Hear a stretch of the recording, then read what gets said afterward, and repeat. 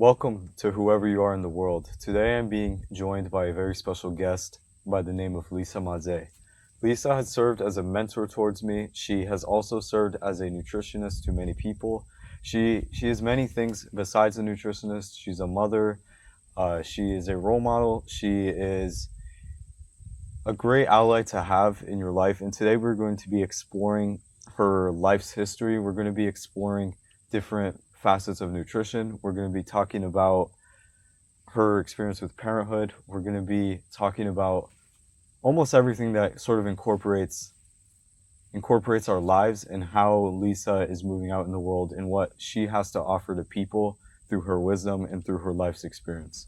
So anyways, Lisa, welcome. Thank you. So nice to have you here on this land and to share space together. Yeah. We're so blessed to be here. Yeah. And thank you for showing us our home. Lisa also has a very amazing home here. It's very, very holistic. We're lucky, to get to take care of this land for now. Yeah. All right. Well, where I want to begin is I know some of your story already. And I want you to share, though, when you were an 18-year-old and you were graduating and everybody asked you, what are you going to be when you're older? How did you take that? And how has your journey gotten you to sitting in front of me right now? Yeah. So I came to the States from Italy for high school.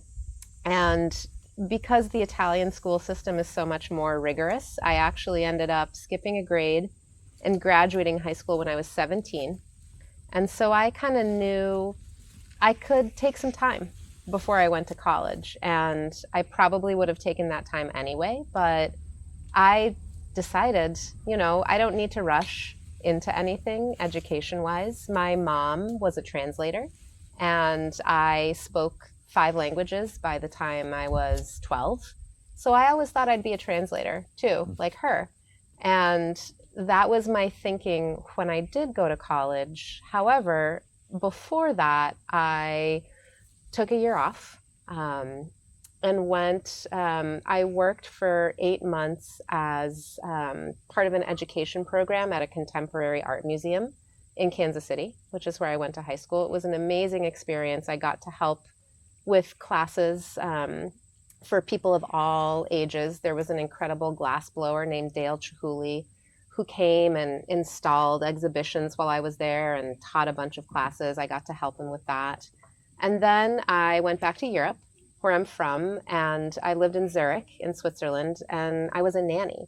I took care of 3 kids for another about 8 months and had an amazing experience, did a bunch of hitchhiking on my time off, traveled in all different parts of Europe, and came back to the States feeling like, okay, I'm ready to go to college. I'd already been accepted to college, and I still didn't really know what I wanted to do. So I went to Middlebury College, which is in Vermont. There's a spider crawling up your shirt. Wants to be your friend right now. There it goes. Okay. Lots of spiders right now. And when I got to college, I realized my linguistic abilities were actually more advanced than anything that the college could offer me. So I ended up taking, as a freshman, senior seminars in, German and French, and doing poetry independent studies in Italian, and doing a bunch of my own translation work. And so what that ended up becoming for me was this opportunity to travel, because I really feel like, for me anyways, the world is my teacher, and college was funding me to go to different parts of the world. And that's really how I wanted to study and I wanted to learn, was by experiencing and learning from other people and other cultures. Still thinking that maybe I would be a translator and not totally knowing what was going to happen. As part of my travels in college, I lived in Indonesia, and specifically on the island of Bali. And I met a lot of weavers who were going to sweatshops in the big city, Denpasar, to make screen printed rayon sarongs for the Western market. as opposed to making their own traditional textiles where they were, dyeing all of the threads and weaving in these really intricate ways on home looms. And that to me seemed totally ridiculous and totally like a loss of this incredible cultural creativity. And so after college, I started my first business, which was a fair trade Indonesian textile import business. I was one of the 50 founding members of the Fair Trade Federation internationally. And I ran this business for 4 years, and lived in Indonesia a lot and ended up contracting parasites and then continually re-exposing myself to parasites, right? Because I have European heritage and some Roma heritage, which is from West India. And so none of that has the same ecosystem as somebody who lives on the equator in a place like Bali. And that's really what started me on my healing journey that eventually led me to become a nutritionist and a herbalist. So I feel like I still do translation work. I'm just helping people translate their symptoms into an understanding and a conversation with their own bodies. Yeah. Oh yeah, that's great. And so at some of the high schools here, you also offer a after school cooking program that I was a part of. And just being this is another thing I wanted to get at.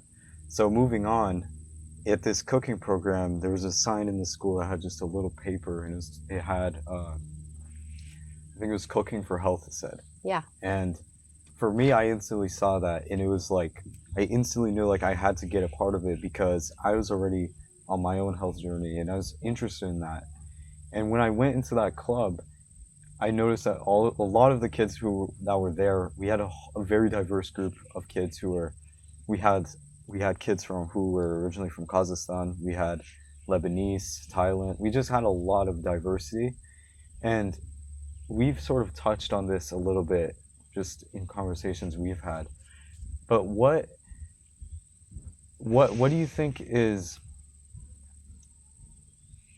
let me backtrack. So for me, I was immediately able to make the connection and see the value in that program that was being offered.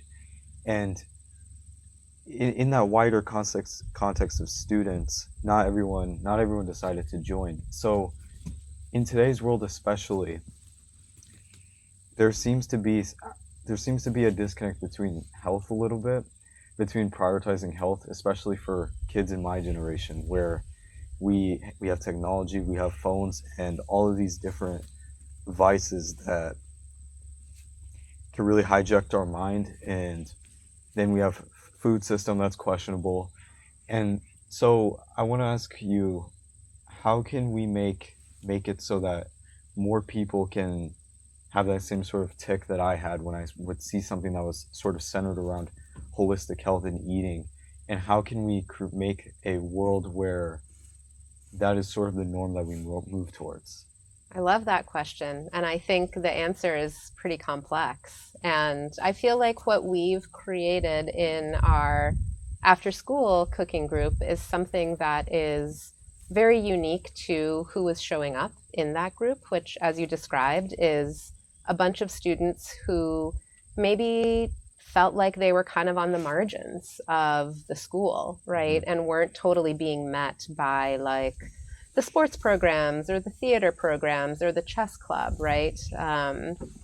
And were kind of outside of, or had already found themselves outside of kind of like the dominant cultural paradigm, right? Which has led to so many diet related diseases because we do have a food system that's, not only questionable, it's broken, right? And the government makes really highly processed non-foods a lot cheaper, and that's what people end up eating because they don't understand even where food comes from, and that when a carrot is growing, you don't see the carrot because it grows underground, right? And so I feel like what we created in Cooking Group was an opportunity for people to explore their roots, explore their heritage, explore their bloodlines, and feel proud of who they are. I didn't have that in high school. When I was in high school, I didn't want anybody to know I was from a foreign country because it didn't feel safe. Yeah. And so that's really important to me, that people feel safe in who they are and then get to share an aspect of that through something like food, which is something we all eat every day, right? We all eat food to survive. And so how can we start to kind of bring people into these sorts of community practices that we all do, like breathing air, drinking water, eating food, and that are unifying, right? Where we can all kind of come together and appreciate each other, and where there's something that actually feels like hopefully more authentic and more interesting than looking at a screen and getting our information from media. I think that's a start, at least. Yeah.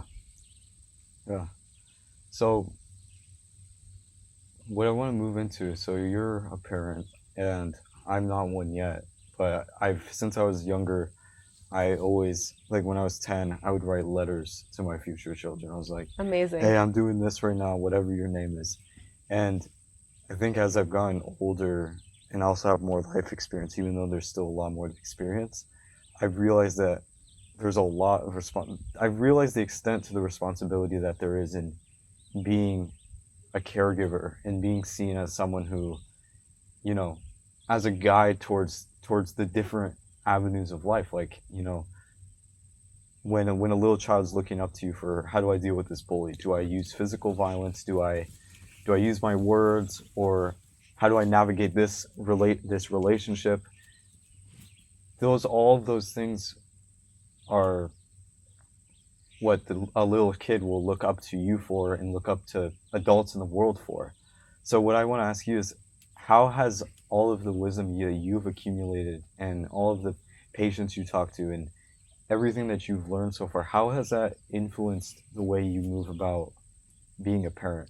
And like, for example, I talked to Ananda Gardens. Yes, Patrick and Melissa. Yeah, Melissa. I talked to Melissa, and what she was talking about was how, I think it's cool too, she was talking about how she literally can change her, I don't know if it was DNA that she said, but she was able to give her kids a better genetic disposition than she did when she was younger, just because of how she's taking care of herself and everything that she has going on over there too. And yeah. Absolutely.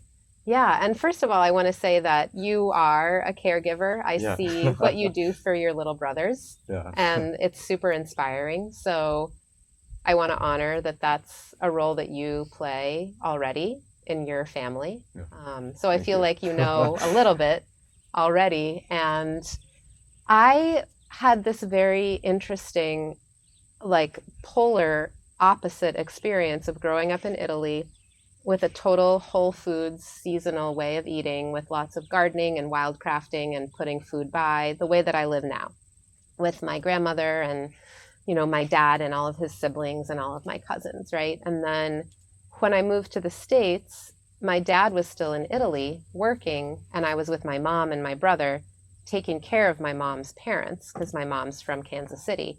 And suddenly I experienced the American food system and the disconnect. And it was like, you know, hot dogs on white buns with pickle relish and potato chips. This is like what we were eating for meals. And I couldn't even believe it. I couldn't even believe it. And so I started a vegetable garden in our backyard in our little suburban home. And as I started to make friends, I had them over to, you know, show them how to make fresh pasta or sauce or, you know, different recipes I'd grown up with, right? Minestrone, like the beans we grow here now. And so I feel like having that experience really set me up for understanding what it felt like in my body to grow up and eat the way that I did growing up, and then what it felt like in my body to experience all the processed foods that I ate as a teenager. And becoming a parent, I really wanted to give my kids the kinds of experiences of food that help their bodies feel regulated, feel balanced, feel like I'm strong, I'm resilient, I can be in the world, right? And that is ultimately, from a very sort of basic scientific standpoint, that's a whole foods way of eating, right? And so that feels really important to me. And it feels important in terms of the kind of school that I'm choosing for my kids. I have the privilege to be able to send my kids to a school where there aren't screens and there isn't any, packaged food or candy or sugar of any kind allowed in kids' lunches or snacks. And they do have a farm, and the kids do a lot of gardening and cooking together. So that feels really important to me. And what I always say to our kids is, we all live in the world. You're going to experience the world. You're going to go to a friend's house for a birthday party and eat a sugary cake and ice cream. And that's fine, because you've built this foundation with whole foods, which you eat the majority of the time. And because of that foundation, your body's really resilient. It's really strong. It can take in the non-food, the junk food, and just say, oh, well, that was weird. I'm just going to send that out and move on. Right. Mm-hmm. Yeah, that's interesting. Yeah. So, in terms of, what about? I want to ask you about technology and how like things like social media, or just having access to such a place where you can find almost anything, and you can find like with AI, there's like, I saw that like a while ago on my phone, literally popped up. It was this AI app where you could customize a girlfriend that was an artificial intelligence. You could customize it, and it was an ad being played, and there's people who were like being sponsored by it and saying, look, come buy this app. And so things like that are just so like completely like, if you imagine a little kid who sees that, that's like, the way I see that, it might be like it's just, I don't even know what to say about it. But with technology and all of that, how would you say is the healthiest way to move forward for like kids and also adults in the world? How should our relationship towards technology be, and how should it be used so that way we're not creating these negative problems in younger kids, like having an over fixation on dopamine and trying to, or getting into like weird parts of the internet and all that? How do we use the internet as a tool and not as something that's actively destroying us? Absolutely. I think, people don't often look at research from other countries because America is thought of as a leader in scientific research. However, in other parts of the world, there's a ton of research being done on brain development and how it's affected by processed sugar, especially beet and cane sugar, and exposure to media. And both of these things stunt brain development, especially in children under the age of 5. So it seems important, at least from that standpoint, to try to avoid those things. And beyond the age of 5, I think that children need exposure to the, natural intelligence, right? Somebody was just asking me, well, what's the opposite of artificial intelligence? And I was like, well, I think it's natural intelligence. I think it's the intelligence of nature. And nature is never boring, right? If my kids say I'm bored, I'm like, go stand under the crabapple tree and look at it for a second. And they come back an hour later and they're like, wow, that was cool, right? And so that's kind of their form of television. So not everybody has the privilege to be in connection with nature. And I'll have to say, even if you live in a city, there's got to be a cemetery somewhere. Cemeteries are beautiful places, often have trees, and are a great way to get your natural intelligence. Very symbolic too. Yes, absolutely, and spiritual. So I feel like the internet is an incredible connective tool and a great research tool, and artificial intelligence is actually based on natural intelligence. The way that it works is by pulling information from everywhere in the world. And at some point, that information was generated by humans who were in connection with nature. And so I Mm-hmm. think the more we can influence artificial intelligence with our own natural intelligence, right? If you like to use AI, talk to AI about trees. Talk to AI about a bird that you hear. Talk to AI about the sunset, right? And start to influence the kind of information that it's picking up. And we have to remember that dopamine, even though people might think of it as like a relaxation hormone, it's part of this category of hormones called catecholamines, which are very stimulating, right? And that's why the good feeling from dopamine only lasts for a moment and then becomes stimulating and Mm-hmm. stressful. So I would say, if anything, try to really minimize what's happening on your phone, right? Because I think decision fatigue is what then keeps us kind of entrenched in our phones and intertwined with them. It's like, no, wait, let me just look at this thing. Let me look at this thing. Oh, I forgot what I was trying to do. Let me look at this thing. And so it's like, okay, maybe I only have one thing that I do on my phone. Just try that practice for 24 hours, for one day. Maybe I just look at my email. It's fine. Look at it 10 times, 20 times if you want to, but that's all you do for one day. And just see what it's like. Mm-hmm. See how it feels. Yeah. Yeah, I appreciate you mentioned natural intelligence, and we were talking about the symbolism sort of in visiting a cemetery, Yeah. and I feel like it's important. I've noticed it in practice in my life is really reminding that time is limited and the ability to experience everything is also very finite. And I found that through just individual practice of trying to really ground myself to the present moment, I found it so powerful. And one experience I have is when I visited my dad's farm in Mexico. And when I was there, the village town has no Wi-Fi. And it was a time where my mind was just completely in this. I, it was my sophomore year that I finished, and I left that year just completely in a rough place, just kind of hating everything that was going on that year.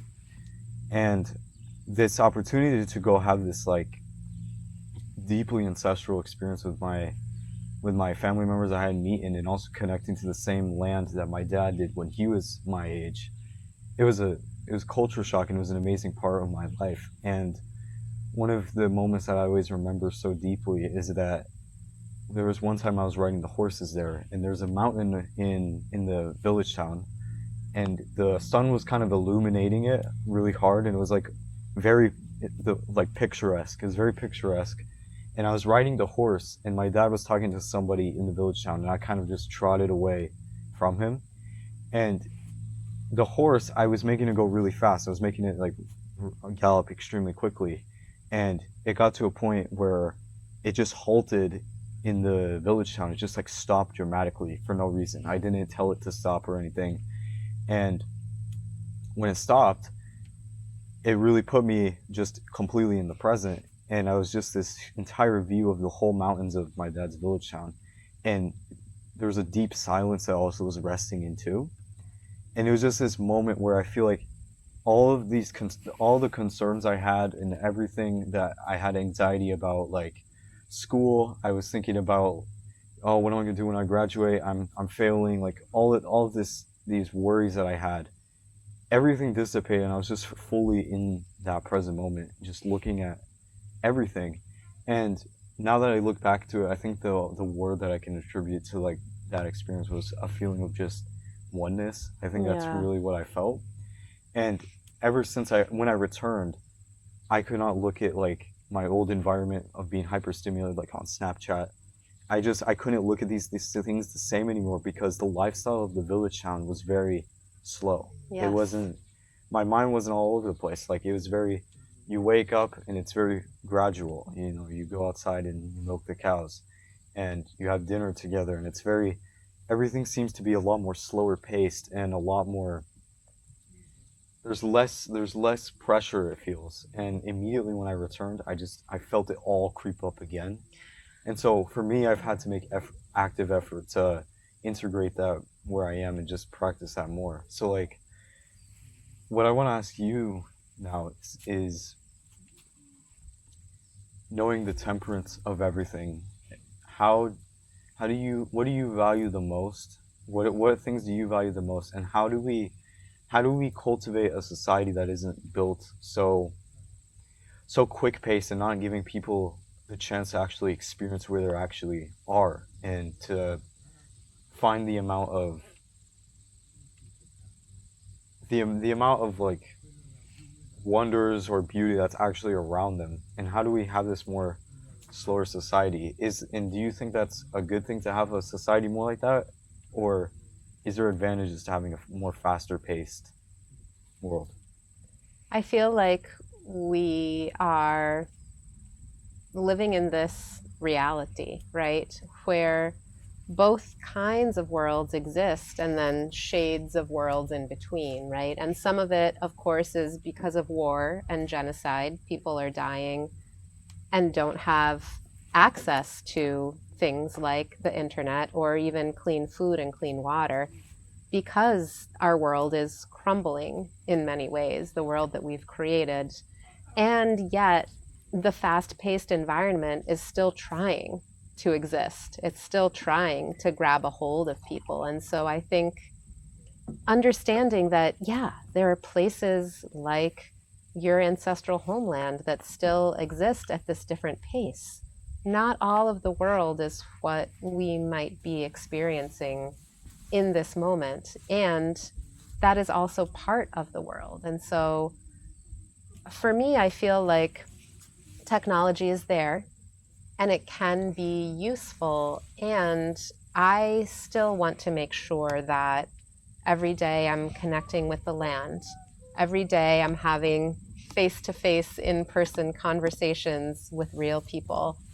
Every day I'm cooking food and sharing food and having some kind of spiritual practice, whether it's walking on the earth or sitting with a tree or meditating, or even cooking food or eating food can be a practice of being in the present moment. And then when I am using technology, I can do it from a space that's more regulated and more integrated, where I feel more calm and less volatile and less all over the place, like you were saying, and more able to say, okay, I'm limiting myself to this amount of time when I'm interfacing with technology. And it's a tool and it's not my focus in life.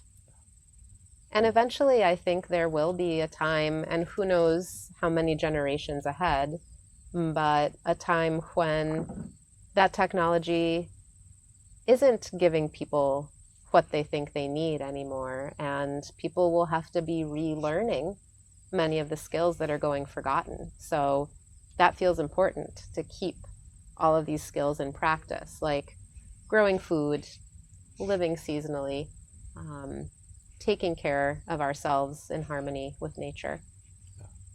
Yeah, that's great. And I want to transition into this. I don't know if you've been asked this question, but I'd be really interested in seeing your take on it. So when I was a freshman, I had this question always of how should I be as a man? How should I be? And what's really interesting with the internet is that you have so many different types of role models. There's so many different types of like self-development. There's Yeah. so many types of different role models that exist in the internet that all teach sort of about uh, acting in the world, what acting in the world. And what I want to get at specifically is how do you,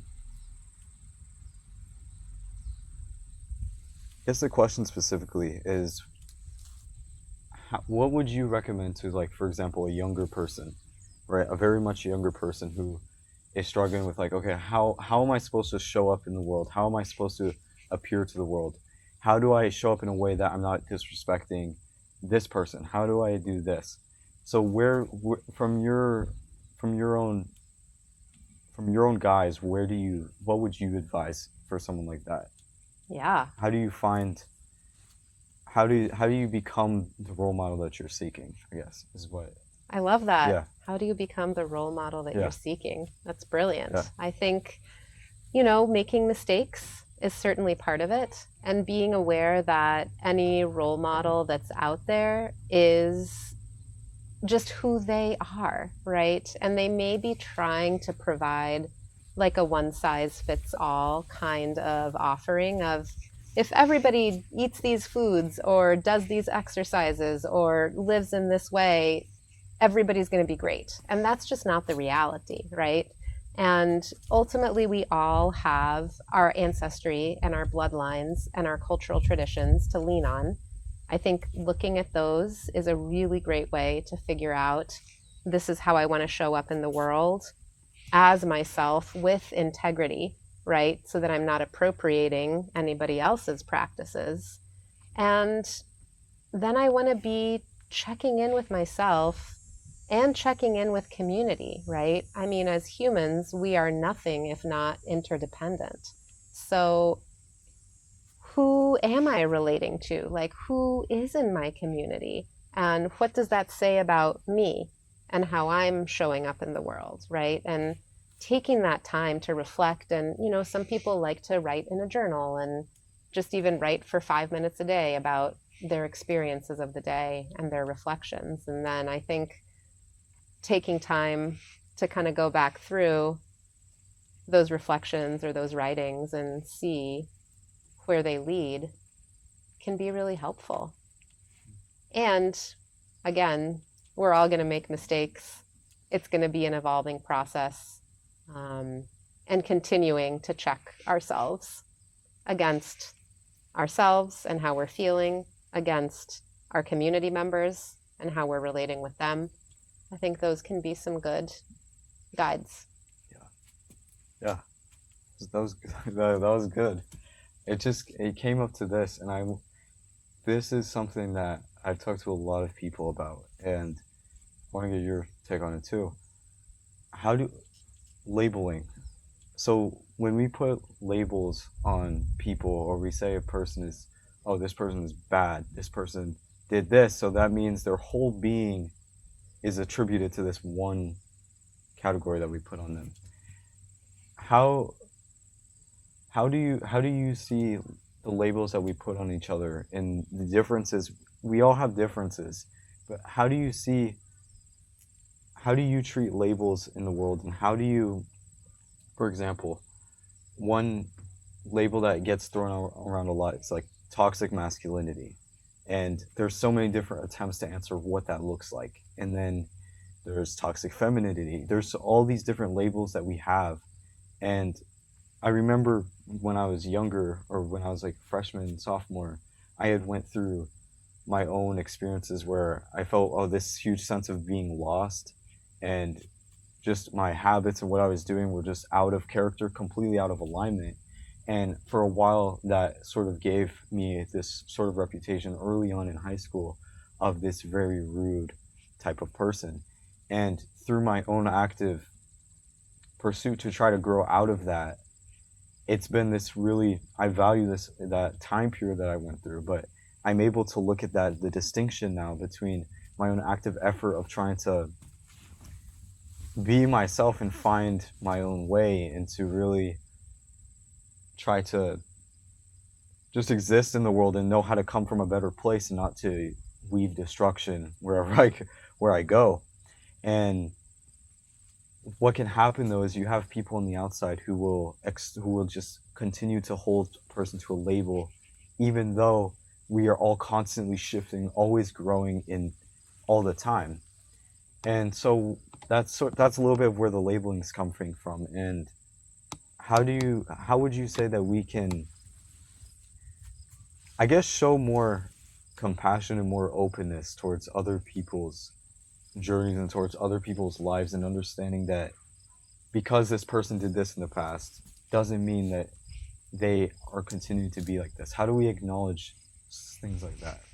That's right. I feel like you're really speaking to the fact that so many spiritual traditions from all over the world say that really the only thing we can trust in this lifetime is change.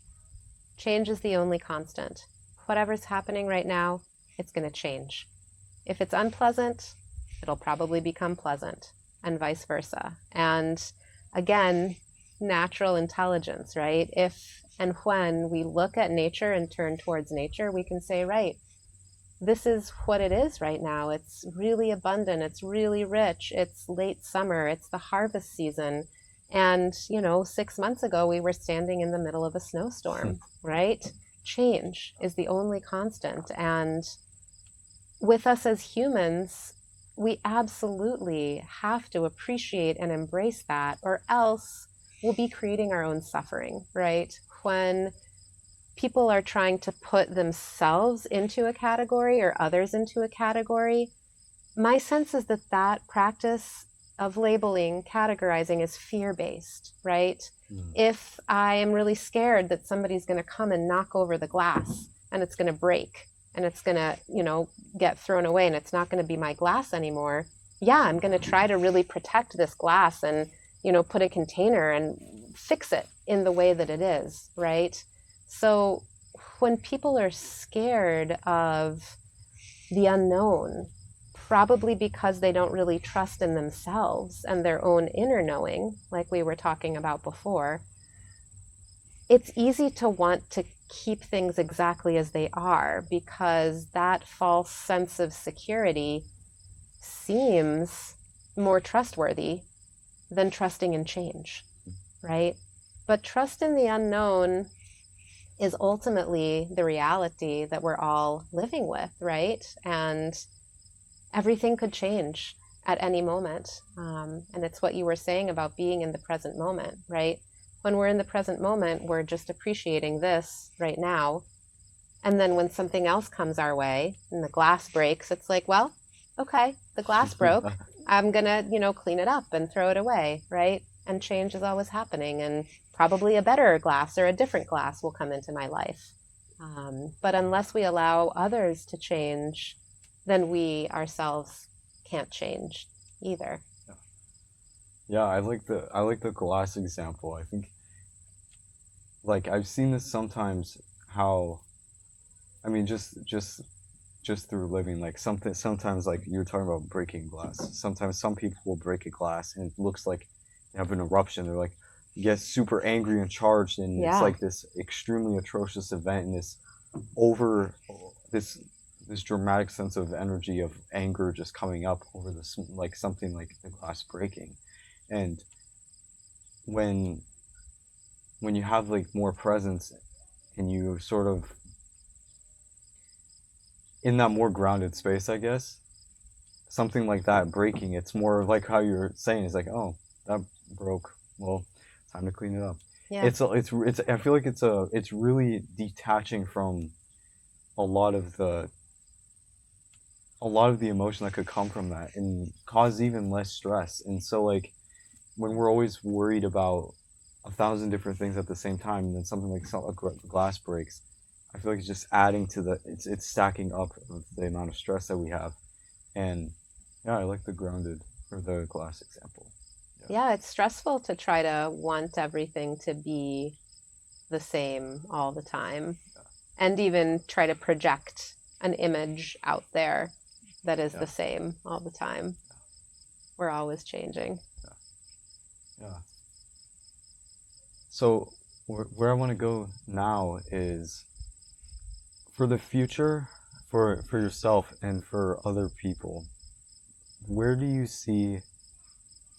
Where should we lead ourselves, and what should we incorporate for the next generations? Like for your son, for what should we bear in mind as we go forward? So we kind of were touching a little bit on this idea before, but remembering the past, remembering I have family members who says remembering the past traditions while carrying them into the present moment and onward.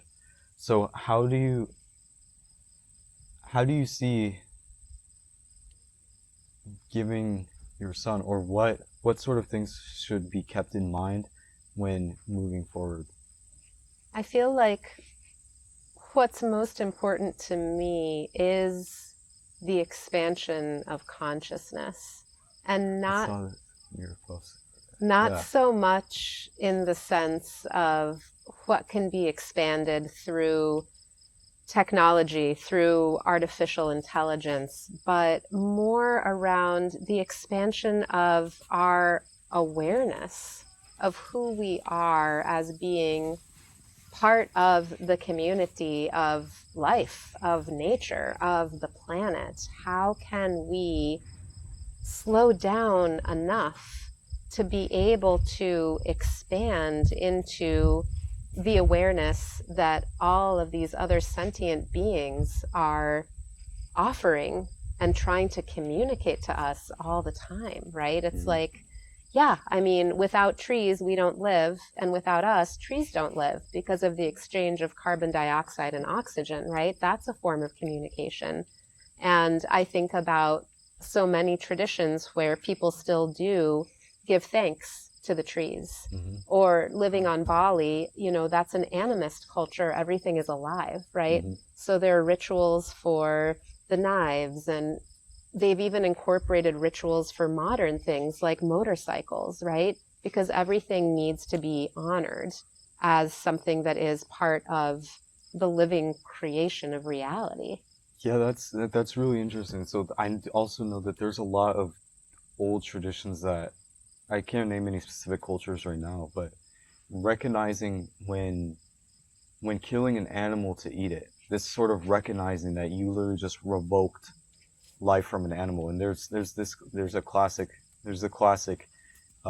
disassociation between, you know, plastic wrapped chicken in stores and the fact that that was an animal and that was killed versus, you know, people who've been living on farms have to literally experience what it's like to do something like that and then to consume the animal.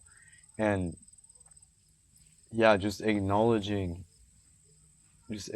like things like that, like acknowledging like, hey, this animal is nourishing me. That's It's right. nourishing me. I took its life, and even when doing that, I feel like we're also reminded that we also can be just easily taken like that at any moment. That's right. Yeah.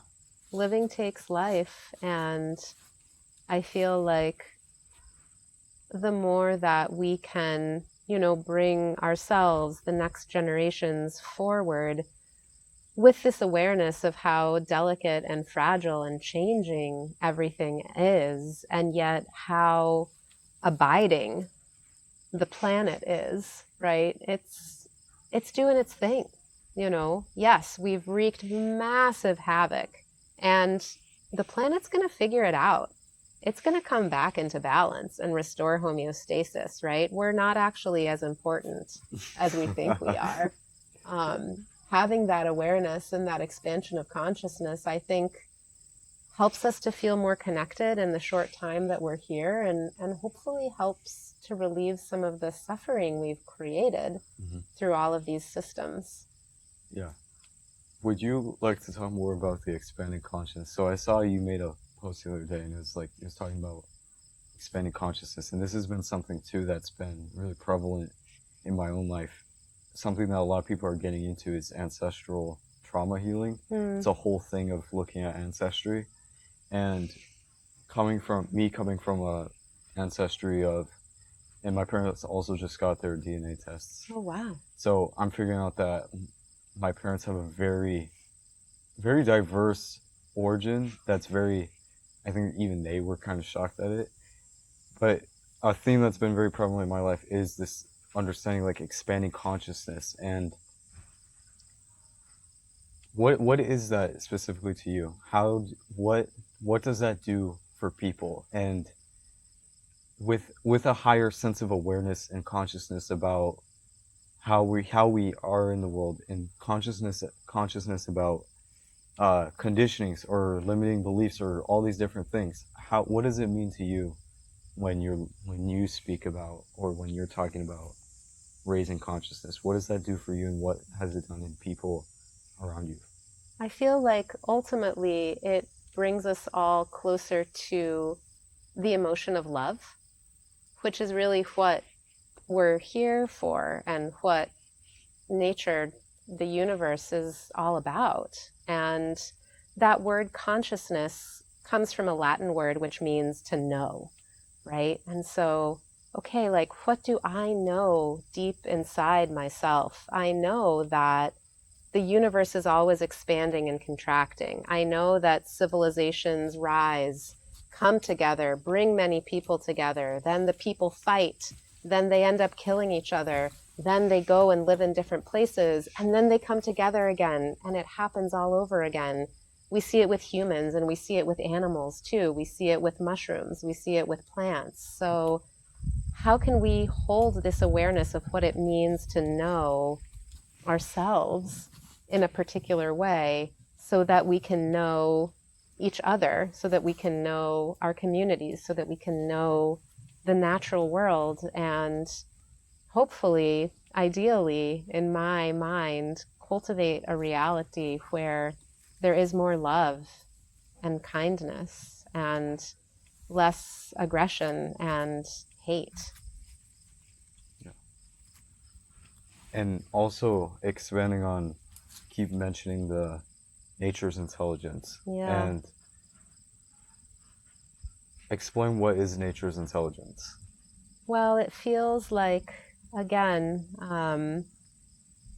what nature is constantly doing to regenerate itself, right? This time of year is always so potent for me because what the plants are doing right now is what feels to me like this incredible offering, all these beautiful flowers, all these incredible foods that we as humans get to benefit from. And as they're making these really gorgeous offerings, and of course scattering their seeds too, they're also dying, right?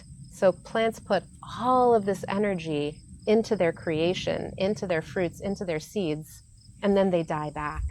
And they really know how to let go and to be selfless and to make a sacrifice that becomes something sacred that is of them and for them in some way, right? Because all of the vegetables and fruits we eat also have seeds that then get scattered, but is also for others as well. And that feels really potent to me. And from many different traditions I've studied, places I've lived, and ways I've grown up as well with herbal teachings, I think that there is a knowing that's somatic, that's embodied, that's visceral, that has nothing to do with the brain or anything that anybody was taught about how to harvest a cacao pod and then pull out the seeds and then ferment them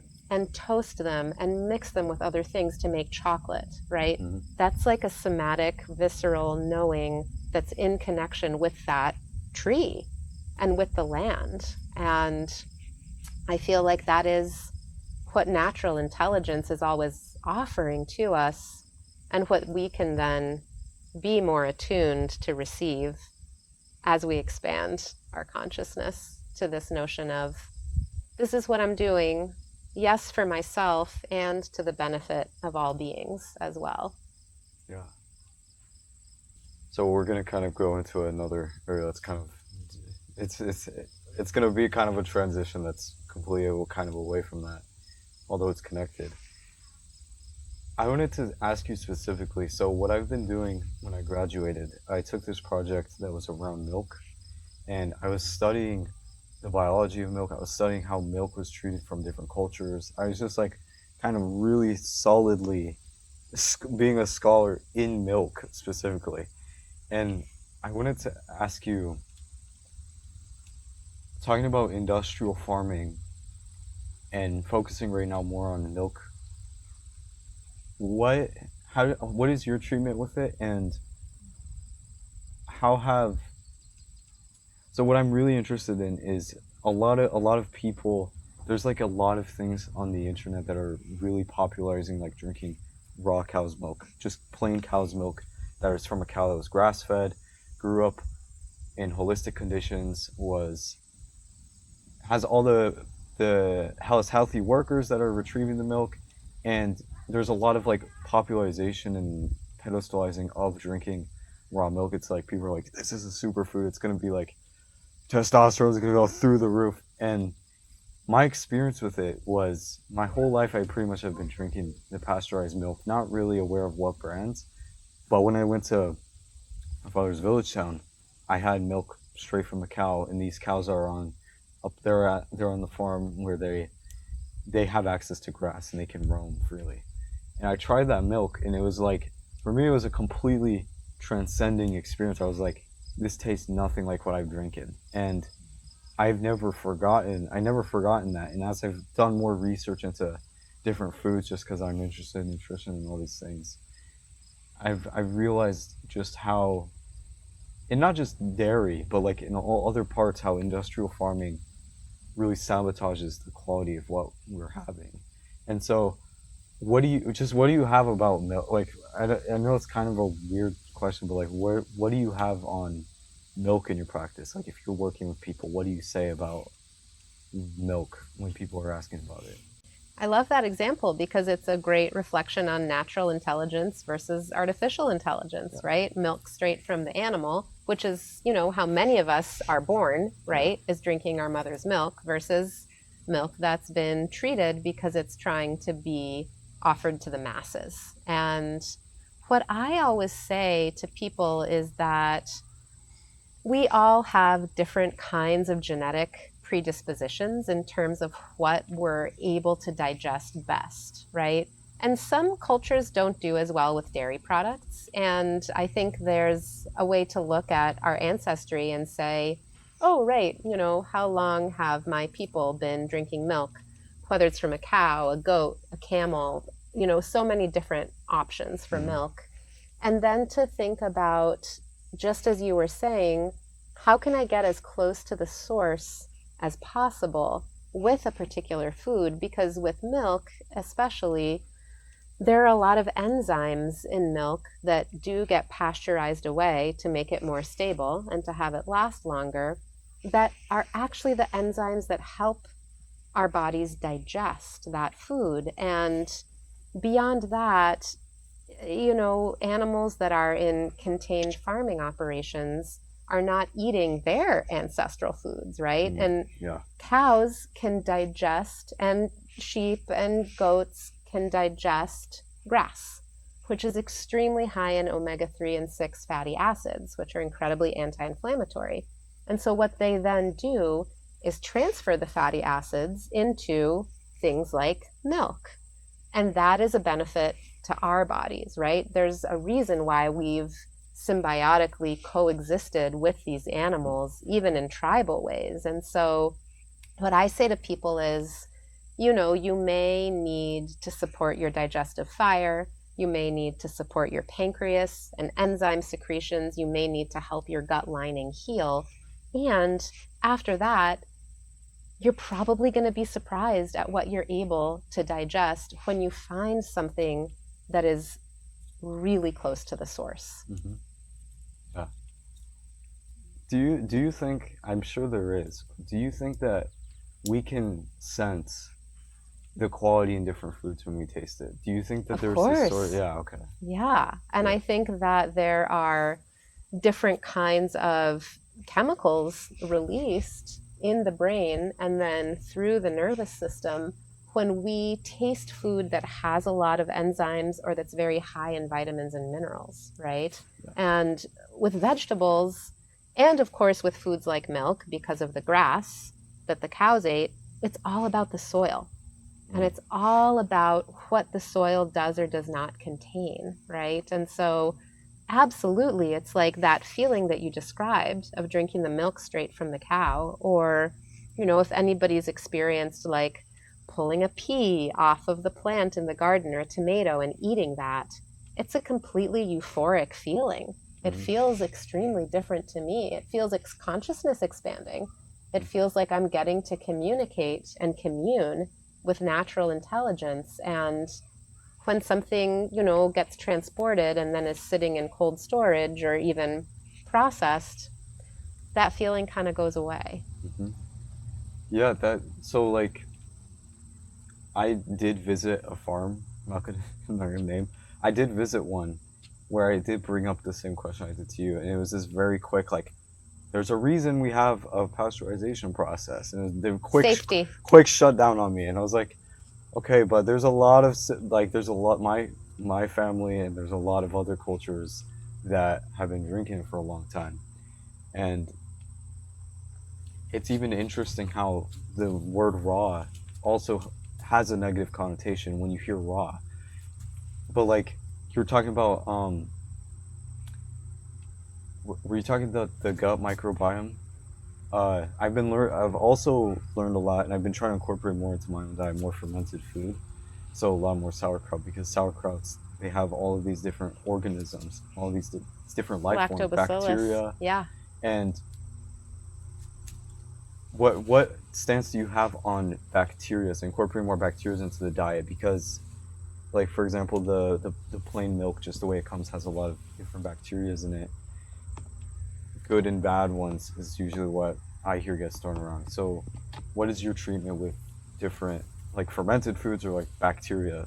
I think it's really important and traditional. Every culture around the world eats some kind of fermented food or multiple kinds. And there's a huge probiotic supplement industry now that's encapsulating broad spectrum probiotics that don't always match our own gut type, our own enteric type. And, some of the strains may be the ones from my gut type, and others may not be. And so I think when we inoculate with actual whole foods that are fermented, then the gut gets to choose, okay, which strains of bacteria do I want to have and take to hang out in my gut ecosystem, and which ones am I going to let pass away, right? Letting the body make the choice, as opposed to saying, well, let me take this supplement. And the other thing that we get with a lot of different fermented foods, not all, but many, also have fiber, right? Which is what the gut ecosystem feeds itself on.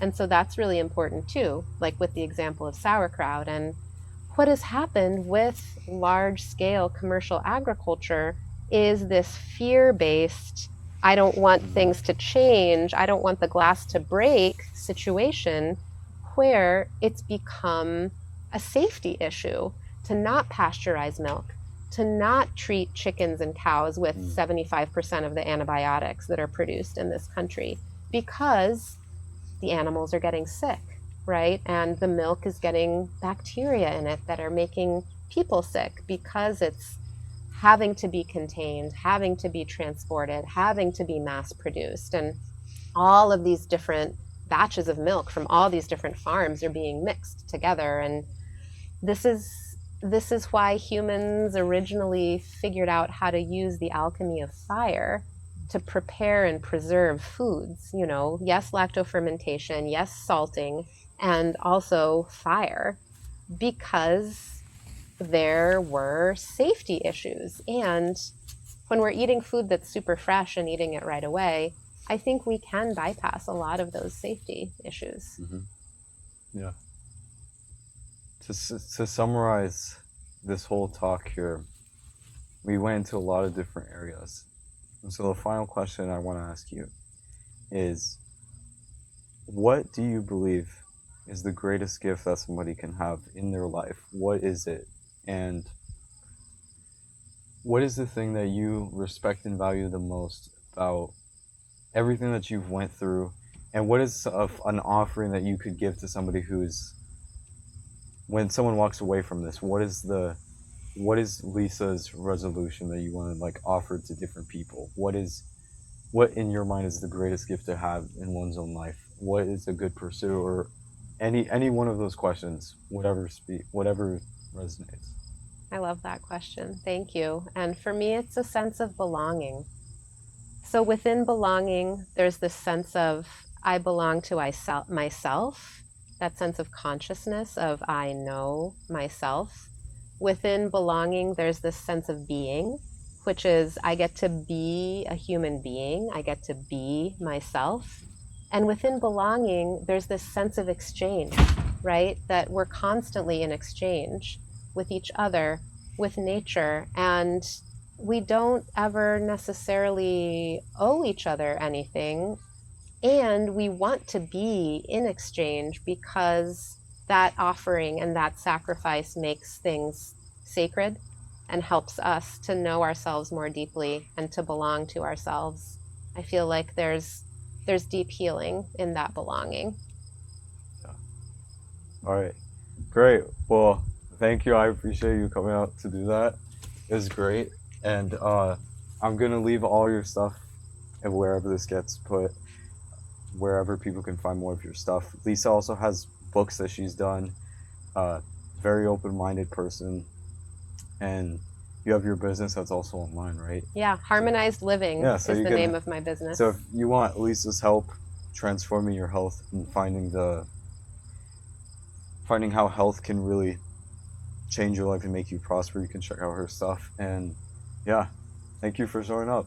Thank Appreciate you. it. Thank Thank you. you for Yeah, having this. of course.